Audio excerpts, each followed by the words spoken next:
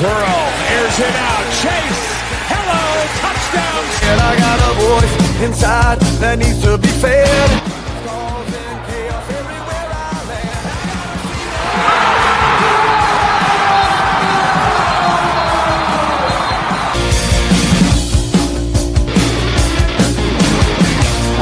Are two of the best historically, just not thus far.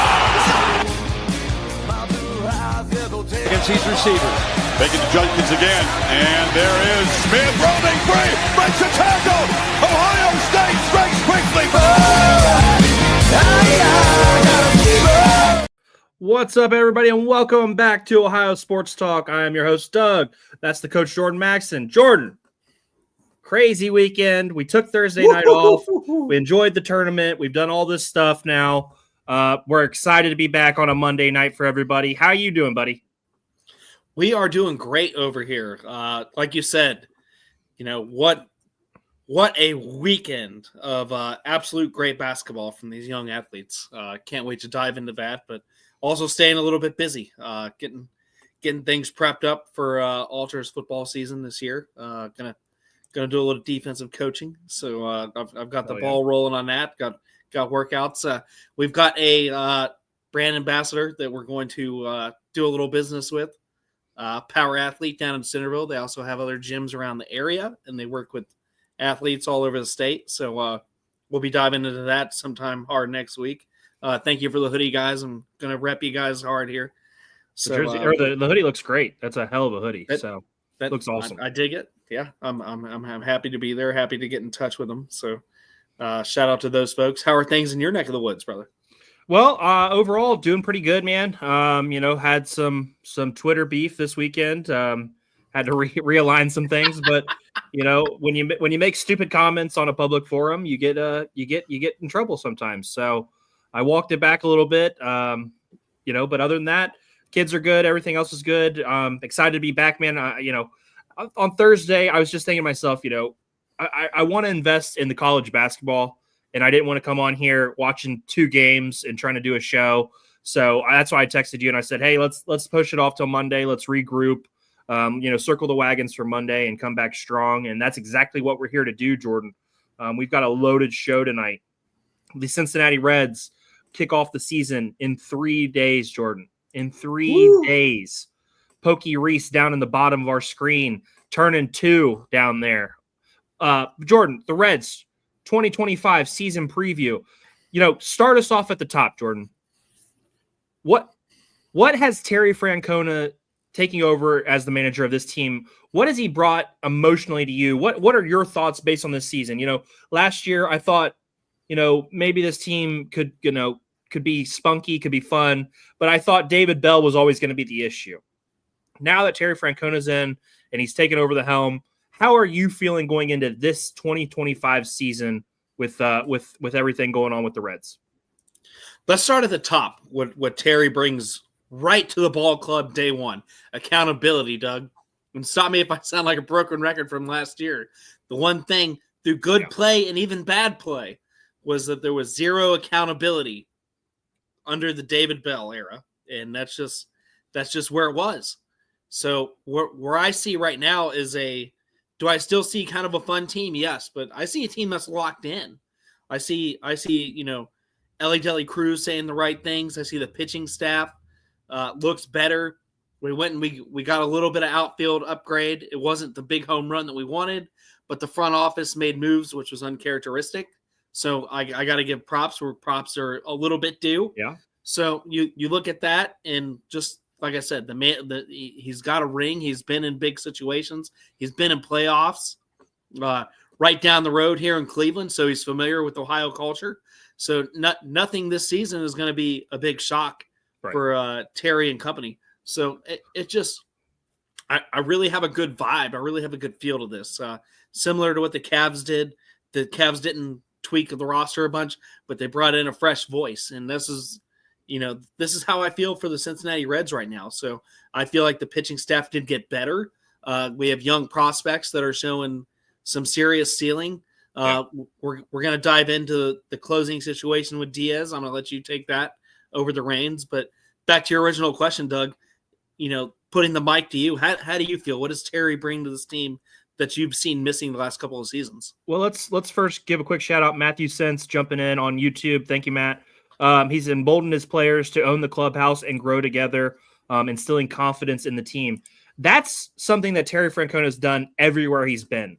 He has made sure that the guys feel like it's their team. They're the ones who are responsible for it. And that harkens back to your point, Jordan, that accountability. When you feel, ownership of like how you play and how the guys around you are preparing and playing the game, you're going to play better. You're going to hold everybody else to a higher standard. And I think that's what this team needed. You know, Jonathan India a couple of days ago talked about, the situation kind of with David Bell and how it wasn't always, how it needed to be. And, that kind of harkened to that David Bell era. It was never, the level of accountability was never there for this team. And I think that was a massive shift with Terry Francona. I expect there to be consequences this season for poor play, for stupidity on the field. And I believe in Terry Francona as the manager of this ball club. There's some, question marks on the lineup and the roster we're going to definitely touch on. But, when it starts with your manager, I feel really damn good about the Reds manager this season. And that's exciting because I haven't been confident in a Reds manager for quite some time, Jordan. It's been a long time since probably Dusty Baker is the last time I felt really good about the Reds manager. Is that fair? Because that's been probably 10 plus years now. Yeah, I'd say Dusty Baker for me, or when Jerry Naron took over and took him to 500 for me.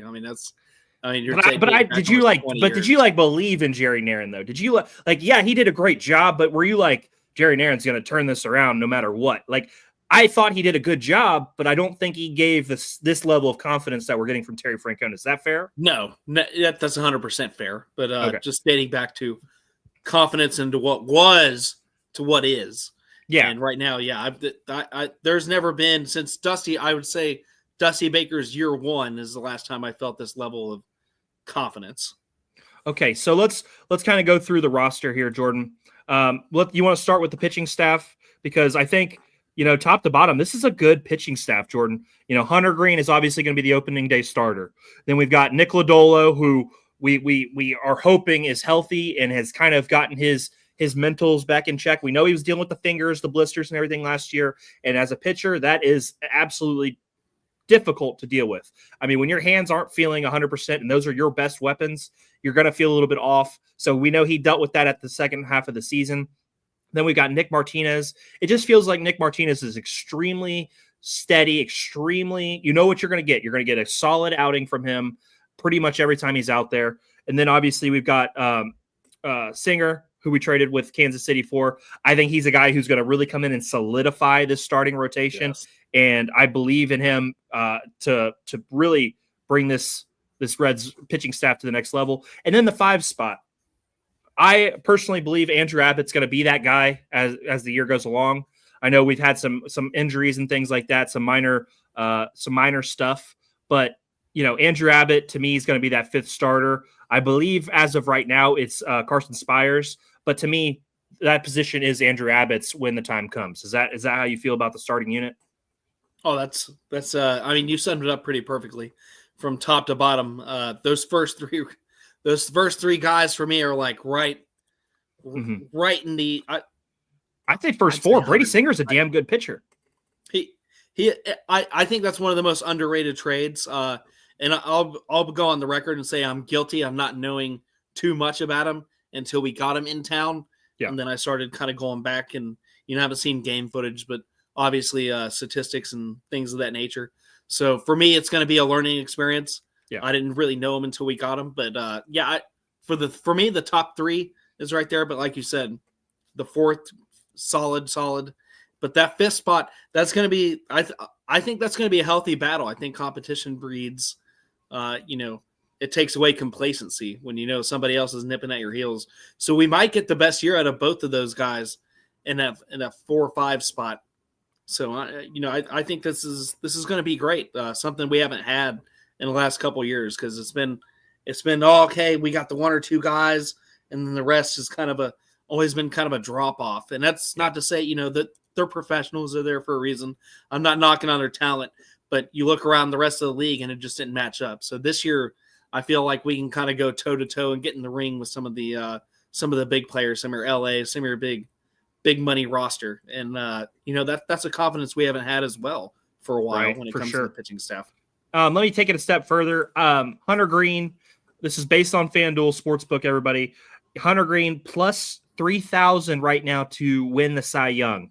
In my opinion, there is a lot of really good pitchers in the NL. Skeens is obviously going to be the favorite. Zach Wheeler, Blake Snell, some of those other guys. I 100% believe if Hunter Green stays healthy this season, Jordan, he is going to finish as a top 3 pitcher in the NL. I've taken that bet. I put $25 on it. I think Hunter Green at plus 3,000 for Cy Young is a damn good bet. I believe in Hunter Green, Jordan. He's our opening day pitcher. He's one of the best pitchers in the NL. I think he solidifies his position as one of those guys this season and finishes in the top 3 for the Cy Young. And I would not be surprised if he's not battling Skeens and some of those other guys, for that first spot. How do you feel about that? The Cy Young situation in the NL. Oh, and Doug, we echoed this last year. If we would have got a healthy full season from Green before the drop off, because I think he finished in the top 5 or 6, didn't he? Correct, I believe. Correct. I believe he was 6 when the dust settled. So definitely, Doug, I'm right there with you. I'm thinking top 2 or 3, and if this Red supporting cast can carry him to the W's and not just good outings and losses, which was also support. A black eye. I know, but which was a black eye. He went out there and pitched some, solid games early in the season. Definitely. And didn't have the run support. So, if we can put the full picture from start to finish, and really close that black eye chapter in his career, which has been run support, then I think he finishes in the top 3, top 2, or even wins it. Top 8. Come on, Roger. Top 8 in Cy Young. Hey, he was top 8 last season, Roger. In my opinion, he's got to be better this year. He's going to be better, in my opinion, Roger. And I thought he had a really good season last year. If he had better run support, the wins would have been a little bit higher, and things like that would have even improved more. To me, Hunter Green is a top 3, top 4 guy in the NL or in the NL, and I believe plus 3,000. That's a solid bet, in my opinion, on a guy who has major upside. Guys, of course, check out Roger and Ricky, the Red Hot Reds podcast. Those guys are absolutely killing it over on YouTube for us. Incredible show, guys. Please go check them out. They have a show coming out this week that they're going to be promoting. And then some bigger news. They're going to be on the show Thursday with us for 10 or 15 minutes after the Reds game. So that'll be a fun little thing there. Jordan, continuing on, let's look at the closer situation. I don't like I like having the one guy who's your guy. He's in the 9th. That's your guy. He's going to lock it down. Diaz had a so-so season last year. He was not getting outs at a high level, and he just was not getting the job done. He is nicked up coming into this season, and he's not going to be ready for opening day. You asked me earlier the situation with closer. I don't have a great answer for us right now. In my opinion, it's going to be a closer by committee situation.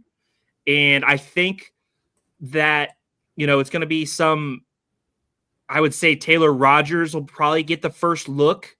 I would say, if Sam Maul makes that, because they're still tweaking that final roster. If Sam Maul gets that spot, I could see him being in the mix. But to me, Jordan, I think it's closer by committee until Diaz returns or the Reds make a tough decision and make a move, which I think is a little bit further away, but the option is still there in my opinion. Any complaints there? Rogers and Barlow have closer experience. Yeah, so that's kind of what I was getting at, Roger. I kind of like Sam Maul. I know he's not perfect, but Barlow and obviously Taylor Rogers with their experience will probably be that committee that I was talking about. Any questions there? Any comments there? No. The young man that you guys were alluding to, I want to say a week ago, that was throwing some stuff. I know you guys consider him. He's not coming. He's not. You don't think he's going to get a shot? No. He's got to pick it up a little bit. But I like his stuff. But that doesn't mean you can just get thrown into the big league team What is it? Luis something. I'm drawing a blank on his name. Luis something, though. Yeah, he's not going to be on the big ball club. He may not even be in AAA to start the year. It's hard. It's hard to just jump into that role. Yeah, you can do it in spring training when the pressure's not on, but come on. There's definitely got to be. I would put Big Sugar out there before. Have you seen the Reds reliever who does the thumbs, the Caesar thumbs down? Yes. That guy's got aura. That guy has got aura to him, and I respect the hell out of that. Jordan, let's jump ahead to the actual roster. We know coming into the year, Stevenson and Steer are going to start on the IL. That's rough because Spencer Steer is my favorite player on this team. Obviously, Ellie's our star. Matt McLean's Ellie's our superstar. McLean's our star. But Spencer Steer is one of those guys who, keeps the team together. He's one of the best utility players in baseball. And I think he's going to be definitely missed with the outfield situation like it is, Jordan. And then Tyler Stevenson, your catcher, who I thought, and I've talked about this many, many times, he came on strong at the end of last year with the bat. He had really improved, in my opinion, in the power department. They're going to miss him because Trevino, while he is a great defensive catcher, he is not a fantastic bat. And Austin Wynns, we've talked about him last year. Austin Wynns is not my cup of tea. So it's going to be a lot of Trevino until that oblique strain gets healed up for and then Roger chime in. It was Luis May. Thank you, Roger, to be the closer of the future. And that's what we talked about on X the other day with a couple of people is, he has the stuff to potentially be a closer in the future for the big ball club. But the injuries, Jordan, let's talk about it because that's what we're worried about coming into the season is this team's got to try to stay healthy, and we're already missing two key pieces of the batting order. Yeah. What are your thoughts? I'm a little worried. I'm not worried about opening day. Opening day just brings a different energy, especially at home. But beyond that first month of play, it's got me worried. Like you said, we're losing power. We're losing those mid lineup guys that 15 to 20 home run type guys. Yeah, this that's nothing to balk at. Definitely, I'm a little bit worried. I thought we were going to be healthier than that if you would ask me 2 months ago, but in Terry we trust. I mean that's something we got to start saying out loud. He's going to tweak the roster, and like you said, the final roster isn't hammered in yet, so we'll see. We'll see who they trust when it comes to the bat, and especially maybe the designated hitter position, and maybe we'll try to squeeze something out of there, especially when it comes to the catcher.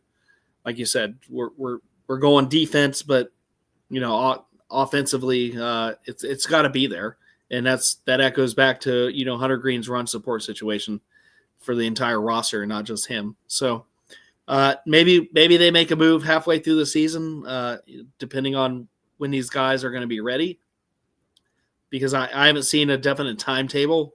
I don't know if you have or not, but I don't think Stevenson maybe a month, I would say, maybe especially with him being a catcher. There's a lot of strain in that oblique area, with the popping up and the throwing and covering the plate. So I would assume they're gonna be cautious with his return just because the way you use your obliques and things like that at his position. And then Steer, obviously, he had the MRIs. There was no structural damage or anything like that. But it's really when you feel comfortable enough to go out and play and play at a high level. So it's going to be tough, Jordan. Let's keep it rolling. Let's talk a little Ellie De La Cruz real quick. He is plus 2,000 to win the NL MVP. I put a bet in for him. I think he's got decent odds. Look, it's going to be very hard to beat Shohei Ohtani for the MVP. I mean, the guy is a phenom. He's flat out a phenom. But with those odds, I think Ellie's going to have a crazy good year, Jordan. I expect really big things. He's hit the ball well. He's hit for average. He's done everything he can to really, take away some of those strikeouts that he struggled with last year, Jordan. I also took him for over 23.5 home runs. I expect him to be in that 25 to 30 range to provide a little extra power with him hitting at the 3 spot and McLean hitting at the 2 spot. I have high hopes for Ellie this year. I'm really excited, and I think he's going to take another massive leap this season. How do you feel? Oh, Doug, I think this is when he puts it all together, because we've seen the flashes. We've seen the bat pop at times. We obviously know his base stealing ability and his IQ when it comes to coming home and making those decisions. And this is the year I think we see it defensively. We know about the woes last year. We know about the woes. I say it twice for a reason, but because it happened. But again, accountability in the locker room, was a big thing on that. I would expect less of those mental lapses and woes like you're talking about this year. Oh, 100%. I think Terry Francona, working with him, getting some new coaches in, getting some new perspective, also getting another whole year under, his belt, all that experience, all those plate appearances. It's not always what you want, but baseball, unfortunately, when you're developing a player is the long game. Yeah. But I think this is when we see it all come together. I think we're going to see it defensively, but the offensively, I think this is when you're going to see smart at-bats, not necessarily the home run all the time, but this is where you're going to see those get in the gaps. He's going to be paying attention to the shifts and things of that nature. I think that part of the game, along with his IQ that was already high, is just going to put together just a string of take it to the next level. Take it to the next level. I think, I would relate it to, Joey Votto's, MVP season. I think we're going to see something great here. I would label that. I would label a guy that's going to have, whether he wins the award or not, is going to have his MVP season. He's going to be the MVP of this ball club. For sure. And then one more thing I want to touch on before we get out, because obviously, baseball 3 days away. We're beyond excited. We're going to have a live show that Thursday night to recap the game. And Roger and Ricky will obviously be on with us to talk a little baseball also. So that's going to be great. Jordan, last thing I want to talk about, Matt McClain back and healthy and in this lineup. I think that's going to be bigger than a lot of people are even giving it credit for. FanDuel right now has the Reds at 75.5 wins. Jordan, I hammered the over. I think this team's going to be better than it was last year, and that's a team that was fighting for 80 wins. So, in my opinion, this is a better ball club than they were last year. It's getting McClain back, getting everything ready. The outfield still worries me. I'm not going to hammer that right now. Everybody knows that the outfield is not good enough. McClain being back he's behind Ellie because Ellie's such a superstar and such a magnet for attention. But Matt McClain, during his rookie year, looked like he was the best player on the baseball team. For 162 games, Matt McClain looked like he was the guy. He hits at a high level. He's got power. He's got pop. I like Matt McClain at the 2 spot, protecting Ellie, getting on base for Ellie, all kinds of things. I'm really excited about this season. Let's see. Matt, I think Matty out there with Ellie will also help him calm down a bit. Less chaotic plays. Matt raises the floor of Ellie. That's, Batman and Robin, sometimes people think that's some kind of derogative term. Batman and Robin are ass kickers, Jordan. And Ellie De La Cruz can 100%. Be that Batman, and Matt McClain can be the best Robin in the league, potentially. I mean, I have seen a couple publications that have him as a top 10 second baseman, and this guy missed all last season. He's that good of a player. So the Reds got back a really good one in this one, and I'm really excited for the season, Jordan. 79.5 wins on FanDuel. I'm hammering the over. I expect this to be a team that's contending for a wild card spot. And I expect them to get a wild card spot, Jordan. What's your final thoughts before we keep it rolling? No, I'm just going to echo that, and especially throughout the season, because we're starting 2 starters down, and I want to keep everybody in mind of that. We finally get our second baseman back, and between the trades, the front office, the manager, this could be the most complete Red season, probably about I would venture to say 9 years since the last time we made a playoff appearance in the sudden death game. So I'm ready for it. We'll see what Thursday brings and beyond, and I'm more than excited to cover this for you this year. Oh yeah, we're beyond excited. I mean, that's why we brought the Red Hot Reds podcast on. It's important to us, and we are beyond excited about this season. Obviously, San Francisco 4-10 start. Man, that's going to be awesome. I cannot wait for that game.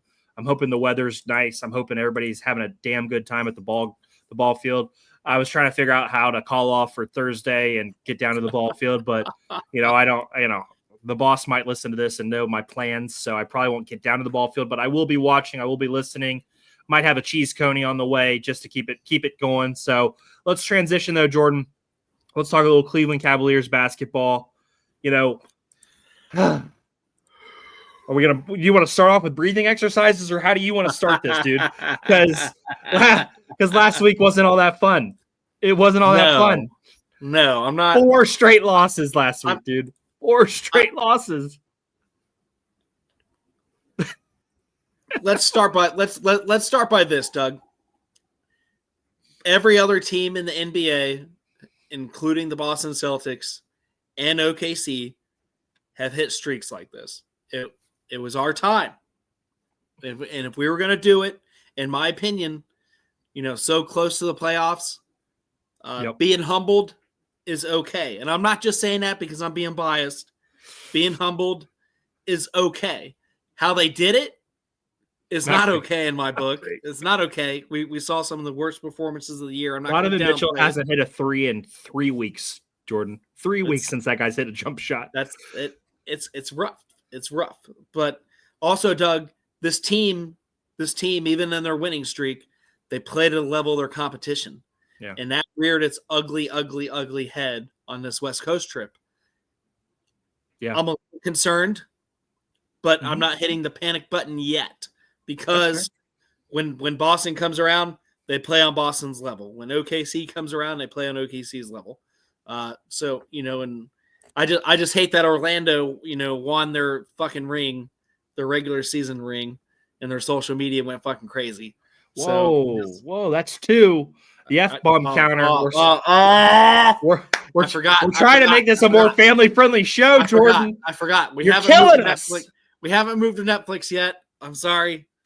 I gotta keep it the PG era. I'll go back Matt to chimes in. authority. It feels like contenders are on cruise control. Cavs are in that boat.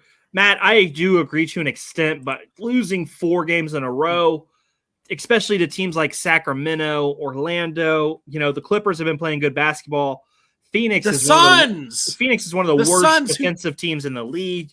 I just felt like it wasn't a good streak. Trash can. I'm not hitting the panic button. I don't think the walls are falling down around us. The Cavs are still the best record in the East. They need 7 more wins, Jordan, to clinch the first seed over Boston. They are still in contention for best overall record. Maybe OKC rests a couple guys and Cleveland can steal a couple spots, but there's no reason to hit panic yet. We're 2 games behind OKC for the best record in the NBA. It just wasn't a good run. It just was a really bad 4 games where the defense has been atrocious, Jordan. It just has. And I think they need to get back to locking in on defense. Let me ask you this, Doug. As a more of a basketball player than me, are we going to let Donnie do you let him shoot it out, or does he need rest? Do we need to shoot until the spree is done? If that makes sense, until the bad luck is off my shoulder. Mitchell is sitting out tomorrow night, so I believe Kenny Anderson thinks that he needs rest. And they are playing the Blazers. That's a winnable game. I would assume Mitchell will sit out against the Blazers. I assume Garland will sit out against the Spurs at home. I would assume Mobley will sit out against the Pistons. And then I believe they'll have all hands on deck against the Clippers. The Clippers are a playoff team, Jordan. They're in the 7th seed right now in the West. So are the Pistons. Do you really I don't put the Pistons in the same category, but I get it. But I'm saying all hands on deck Sunday for LA, because then you have the 3 days off before the New York game on ESPN that following Wednesday. So like I said, at Blazers tomorrow night, Mitchell is out. They got the Spurs at home, Detroit at Detroit this week, and then Sunday night or Sunday day, they got the Clippers. So how do you feel about this? What's the record at the end of the week? I think we start another streak. I think we're 4-0. Oh, okay. I'm going to go 3-1. I'm going to go 3-1 because they are resting guys, and like Matt said, they are resting. They're rotating guys. They're doing different things, but that's still, I don't think, gives enough excuses to just play bad basketball. But I'll go 3-1. I think they've got it. They've got the win. The 2-2. Come on. Who said 2-2? Oh, Matt. Come on, Matt. Hey, Come on, hey, Matt. I don't blame him. Those 4 losses in a row with the way they're rotating guys and resting guys, it's possible. But Jordan, we still believe in this team. I still think this is a team that can compete for a championship. I know a lot of people are calling them the frauds and everything like that. It's too soon for that. I think it's too soon for the fraud talk. I think the Cavs are still a definite NBA championship contender. Any last thoughts on the Cavs before we keep it rolling? No, I think we're rocking and rolling here. All right, let's keep it moving then, Jordan. Let's talk a little March Madness, buddy. Little March Madness. Hey, a lot of people are complaining about the first round. There was a lot of chalk. There wasn't a lot of upsets. I still think there's been solid basketball played. I still think it's been entertaining basketball. What you want to talk about that Arizona game last night? We'll get there. Okay. But I wasn't aware of the complaints. But I mean, when you have conference champions like the Sun Belt going against the SEC buzzsaws. I mean, you just you're not expecting 16 seeds. I know we got a couple lucky years where 16 seeds beat one seed. Absolutely. But that's not normal. Most 1 seeds dominate those games. Most 2 seeds dominate the 2 versus 15 game. There's some tough matchups. I mean, let me see. The closest 1-16 game was, I think, Auburn won by 20. I mean, just, what are you expecting? There's just, it's very hard for those teams to win. If you watch the whole game, a lot of those leads didn't happen until the second half. Yeah, these were games that were going into halftime that were 100% competitive. So I have not seen bad basketball, Doug. I think people are being a little bit over the fence with that. That's where I'll stop myself on that. But Doug, I've seen great competitive basketball all the way around, regardless of the conference. And this has been one of the most entertaining March Madnesses probably in the last 3 or 4 years for me. Wow. I would venture to say that this has been, everything and then some. Let me chime in on that because Saturday night we got the Auburn versus Creighton game. Auburn was able to pull away in that second half. Creighton, a damn good basketball team, a well-coached basketball team. And then we had Houston and Gonzaga. Gonzaga made a late run there to really push Houston. Houston got out of there with a 5-point win. That Arkansas and St. John's game before the refs took over in the second half, I really enjoyed the hell out of watching those teams, two teams go after it, Jordan. Tennessee handled UCLA for the most part. Texas Tech did a good job in handling Drake. BYU pulls the upset over Wisconsin with a 2-point win. BYU's a team to watch. Purdue handled McNeese. And then I thought, for the most part, Michigan looked really good. I hate saying that, but I think Michigan's got a damn good team. And you called that, Jordan. You called that. You were all in on Michigan. You've been a Michigan guy for years now.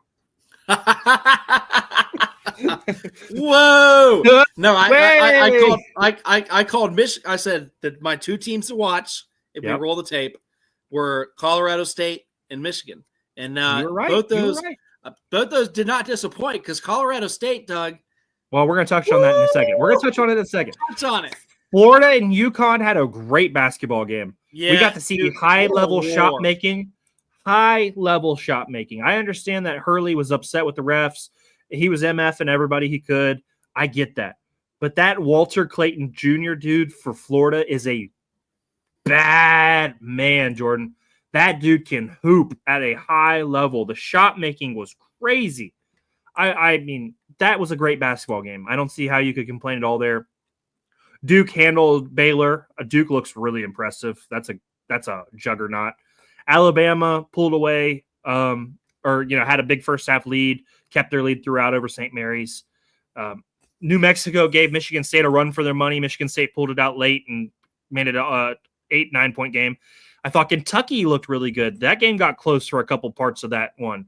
Ole Miss blew out Iowa State. And then we got the Maryland-Colorado State game. Colorado State controlled that game for a majority of the game. Last second, Maryland goes to their freshman, one-on-one basketball. Can you get a decent shot on your defender? What is his name? Derek Queen gets by his defender, not even gets by him. He makes a difficult shot, a difficult runner off the backboard to win. Maryland advances over Colorado State in a barn burner. That was a damn good basketball game, dude. And I wouldn't even go back, give Colorado State their flowers because they were down 2 before that shot. That guy made a huge three. And that senior and his dad's reaction was priceless as well.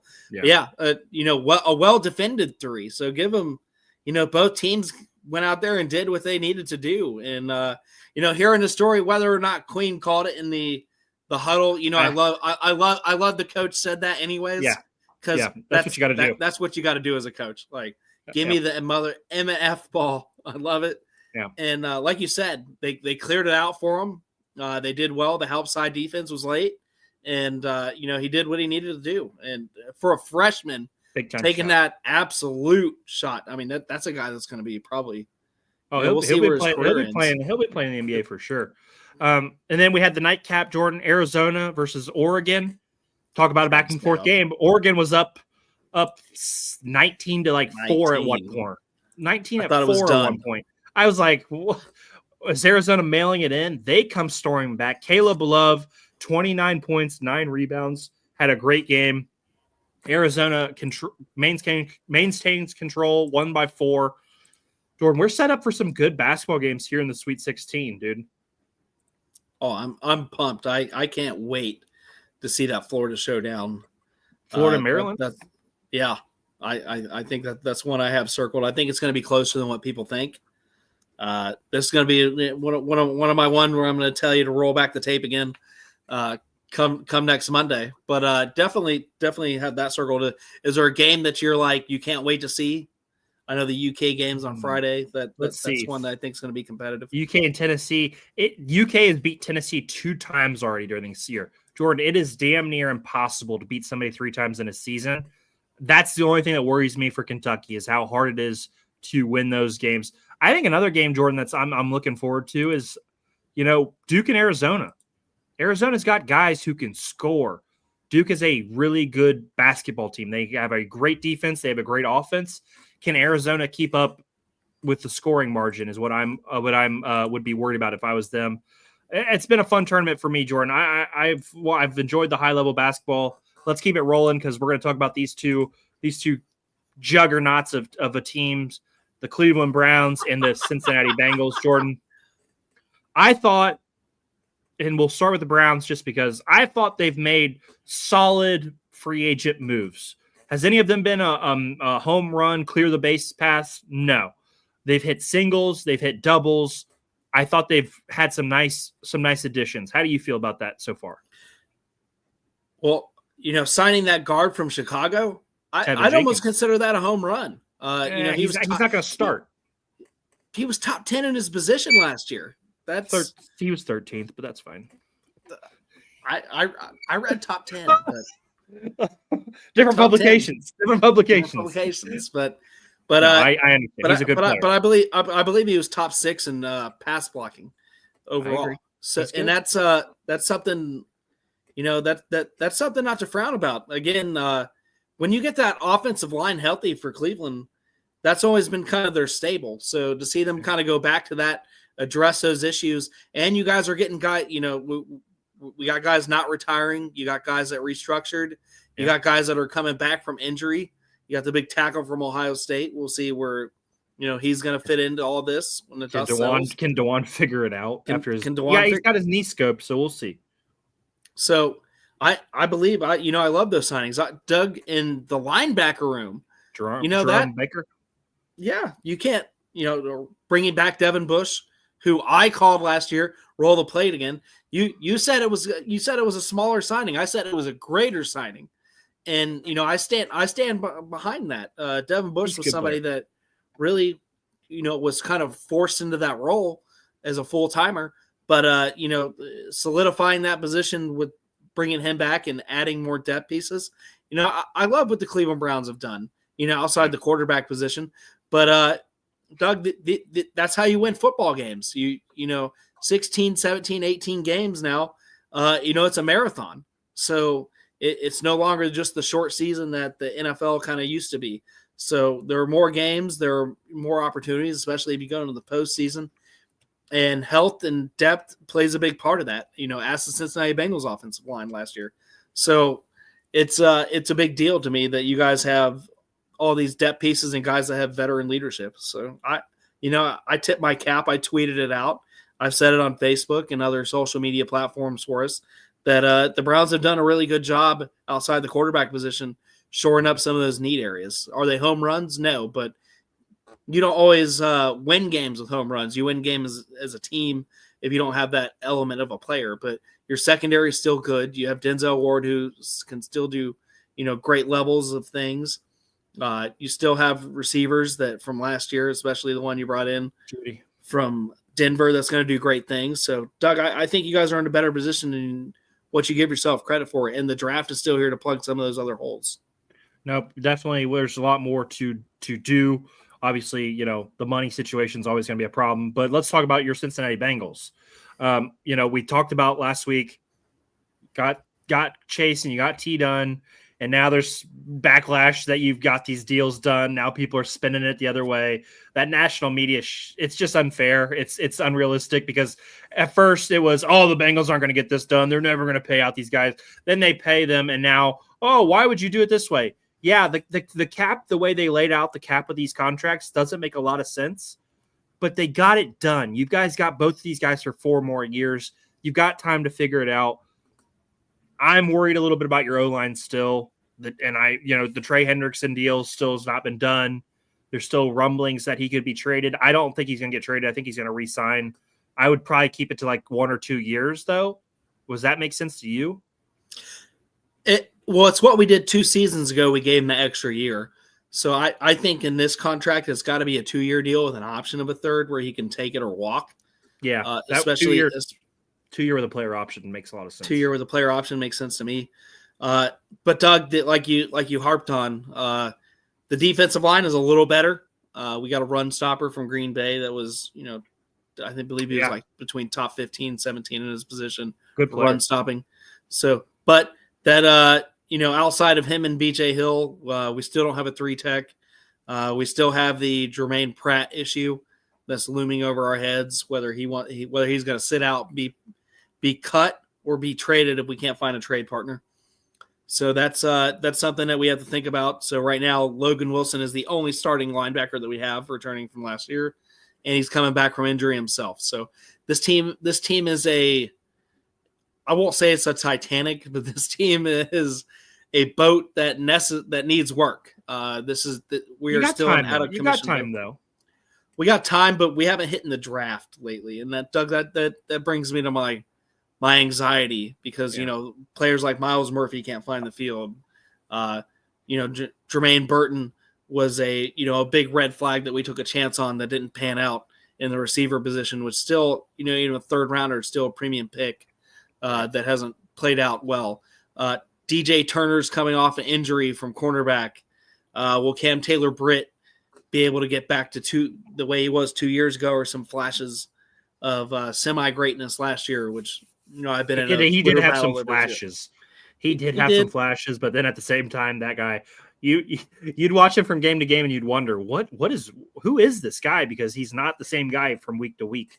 But so our secondary has some issues.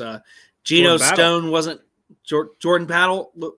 We'll see if he can make it. Solid. He's solid, but he's just again a decent football player.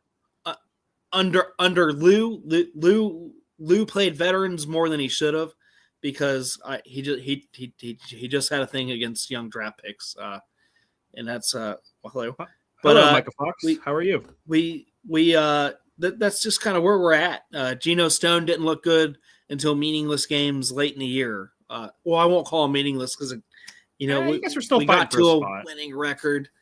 But he, in my opinion, he didn't look good till the Tennessee game, which I think was like 9 games into the season. Other than that, he looked like a guy that was lost on an island. So there's just I'm not ready to like throw any red carpet or any roses. The deal was great. We have a feel good story.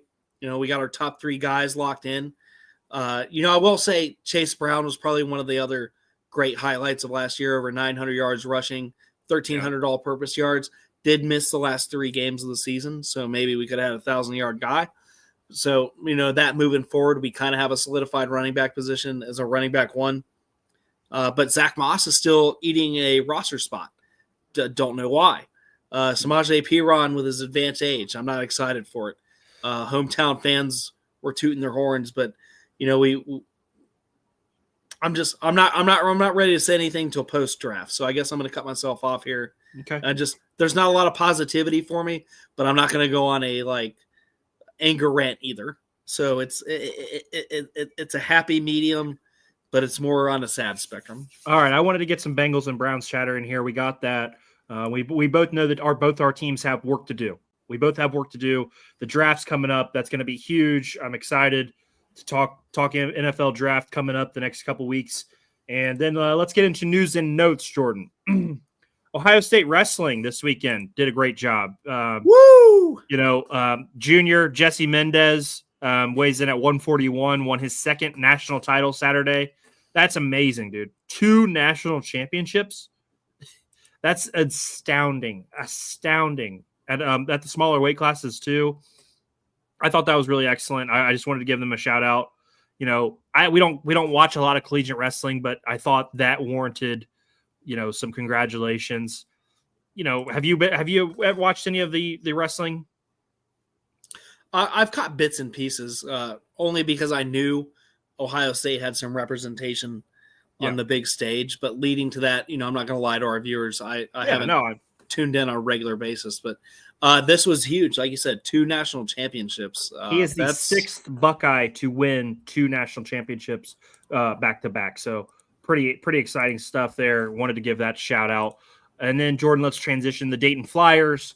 Their season comes to a close this weekend. They got ran off the court by Chattanooga. Today comes out the news that Malachi Smith is transferring. Not a huge surprise there. Wish him well. He's dealt with injuries. He's dealt with a lot in his time at Dayton. So I would assume, he needs a fresh start. I would assume one of the New York schools, maybe a Syracuse, maybe somebody like that will be where he ends up. Any thoughts on Dayton, Jordan? I just, shitty end of the season is the main thing. I don't think we're getting rid of Anthony Grant. The athletic director has re-echoed that post NIT loss, but they have work to do. Whether it comes to transfer portal, self-evaluation on the roster for next season. I would assume there'll be more guys exiting from the team, and we'll obviously talk about that as we come along. Now, I would be okay with that, but it just I'd would too. It's not, especially the center we got from Ohio State. I expected more defensive. I won't say necessarily wins. Well, the defense was putrid. The defense was putrid. They were a terrible rebounding team. Anybody who tells you that they weren't is lying. They were a bad rebounding team and a bad defensive team. Zedke provided a lot of energy and had some nice dunks and things like that. He's just not a high level rebounder, and he is a good defender. I will give him that, but the season it never panned out the way people thought it could after the early season tournaments and things like that. I think that they need to clean the ship a little bit, reorganize this roster, figure out what direction they want to go in next year, and really attack this upcoming season, see if they can get back into the NCAA tournament, Jordan. And last thing on the agenda tonight, FC Cincinnati, they went, 2-2 against who was that? 2-2 against Atlanta United. So both teams got a point. Evander scored 2 goals, one in the 70th minute and one in the 75th minute. And then FC gives up a goal in the 88th minute to get the tie. Like I said, both team gets a point, so it's not a loss. Soccer, these things happen a lot more than they do in other sports, and it's not always quite the negative that we have that same connotation in with other sports. But how did you feel after this game on Saturday? I'm feeling like we're on the up and up. I'm going to continue to echo myself. Up and up. I'm going to continue to echo myself and why. I keep saying that this team had a lot of new faces, a lot of new pieces, and I think you're seeing you need a game like this every now and then to continue the mesh. So this looked more like a unit It wasn't the result that we wanted, but as a unit, FC Cincinnati, looked pretty good. And I want to give them a little bit more props. The team looked more like it wasn't leaning just on one person. Yeah. For ball movement, defensively, and I think that can't be misconstrued. To me, this looks more like a unit moving forward, and I think you're going to start seeing the end results on that when it comes to the wins. All right. Right now, FC Cincinnati is 10th in the Eastern Conference of the MLS. They are 5 points behind the Philadelphia Union. They've got to get rolling, Jordan. They've got to get rolling again. I think your stance is pretty fair. They play Nashville on the 29th, so this upcoming weekend. See if they can bounce back and get another victory. Jordan, loaded show tonight. Trust in Pat Noonan. Rogers are boots on the ground for FC Cincinnati. Go ahead. I wanted to run. It kind of came late in our news and notes. And we hate the university, but Sean Miller leaving for Texas. That's the second time. I don't want to fully ignore that. So Xavier's head coaching position is wide open. Sounds like Chris Mack, their former coach, is also an option there to take over the Xavier job again. But maybe it'll be interesting to see what that does in a transfer portal coming up. They've already had at least two guys wanting to transfer, so that's interesting. So two guys have already entered the portal for Xavier also. Jordan, loaded show tonight. We've got 1,405 live viewers tonight. Awesome stuff. Thank you, guys. Thank you.